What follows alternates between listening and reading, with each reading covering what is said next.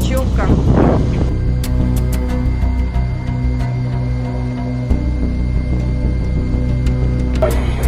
Это 39-я тоже.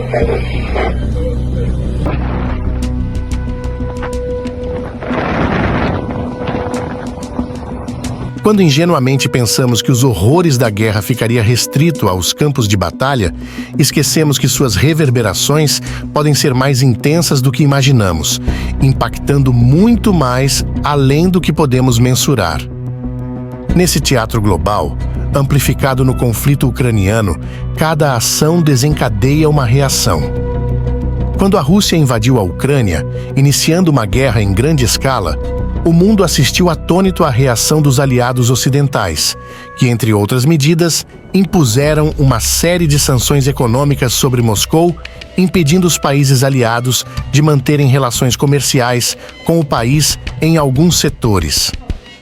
O Kremlin, iludido com a possibilidade de uma vitória rápida, viu-se atolado em um impasse interminável no conflito ucraniano.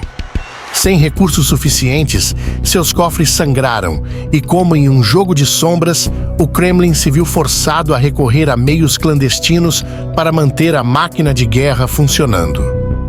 Surge, então, a Frota Fantasma Russa, composta por navios de operações clandestinas dedicados a transportar e vender o petróleo proibido russo, gerando consequências que vão além do que podemos ver. Nesse episódio, vamos dar luz às consequências do afundamento do petroleiro russo no Mar Negro e o impacto ambiental que levará mais de uma década para ser corrigido.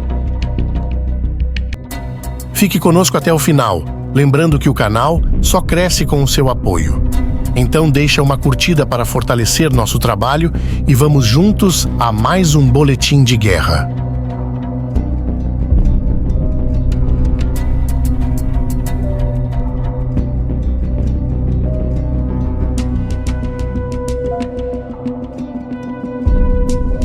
Em 15 de dezembro de 2024, o petroleiro russo Volgoneft 212 partiu-se ao meio durante uma forte tempestade próximo ao Estreito de Kerch, que conecta o Mar Negro ao Mar de Azov, na região marítima entre a Ucrânia e a Rússia. Segundo relatos, a proa da embarcação afundou, resultando no derramamento de aproximadamente 4.300 toneladas de óleo combustível, configurando um significativo desastre ambiental na região. O navio Volgoneft, construído em 1969, transportava 15 tripulantes no momento do incidente. E durante a ocorrência, uma pessoa perdeu a vida e 11 foram hospitalizadas com hipotermia.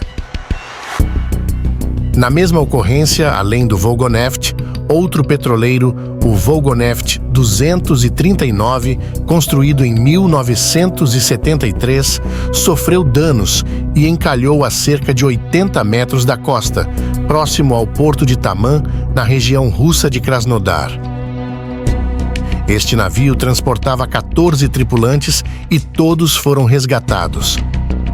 Segundo as autoridades russas, foi aberta investigações para apurar as causas dos acidentes, considerando fatores como as condições climáticas adversas e o estado técnico das embarcações. E apesar de estar próximo à zona de conflito, a princípio, a possibilidade de ter sido um ataque ucraniano foi descartada. Tudo indica que esses dois navios acidentados façam parte da chamada Frota Fantasma Russa, composta por embarcações antigas que operam de forma furtiva com identificadores e rastreadores desligados para comercializar o petróleo proibido no mercado clandestino.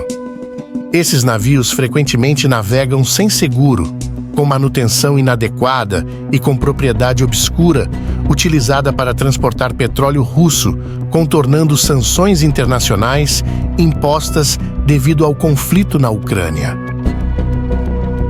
Estima-se que essa frota russa seja composta por cerca de 600 navios, responsáveis por transportar aproximadamente 1.700.000 barris de petróleo por dia, operando fora das normas de segurança internacional e aumentando o risco de acidentes, derramamentos de óleo e desastres ecológicos. A União Europeia tem expressado preocupações significativas sobre essa frota, especialmente devido aos riscos ambientais que ela representa. E quando em caso de acidente, a responsabilidade legal é difícil de atribuir, visto que ninguém sabe quem é o proprietário do navio, complicando a resposta global a crises ambientais. Sem mencionar que a frota fantasma também contribui para a criação de um mercado paralelo de petróleo, o que pode distorcer os preços globais e gerar incertezas no setor energético.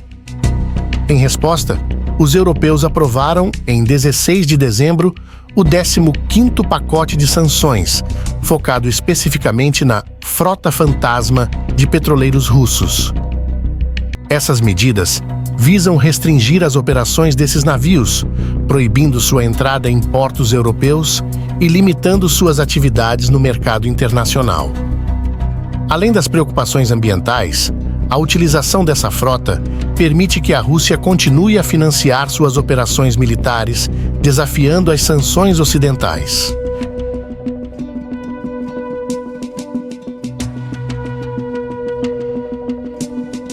Na tragédia do petroleiro russo, o derramamento de óleo representa uma ameaça significativa aos ecossistemas marinhos do Mar Negro e do Mar de Azov.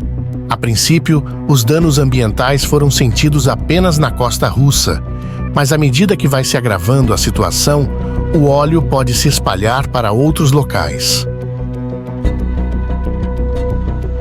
Autoridades ambientais ainda estão monitorando a situação e avaliando a extensão dos danos causados pelo desastre.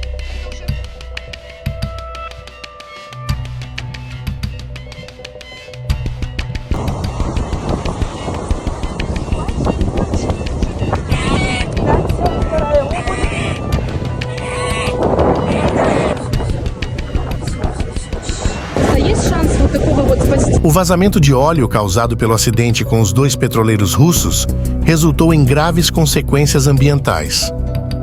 A linha costeira russa na região de Anapa, com cerca de 40 quilômetros de extensão, está coberta por manchas escuras de derivados de petróleo que também estão se depositando no fundo do mar e afetando a vida selvagem de uma forma muito triste. O trabalho de limpeza nas praias começou a ser feito por voluntários e estimativas mais conservadoras apontam que levará ao menos 10 anos para limpar o ecossistema de Anapa. Ambientalistas alertam que é possível frear o derramamento e impedir que o óleo se espalhe ainda mais, se as autoridades russas iniciarem de imediato o bombeamento do restante do óleo que ainda permanecem retidos no interior dos petroleiros acidentados. Algo que as autoridades russas não estão demonstrando pressa em realizar.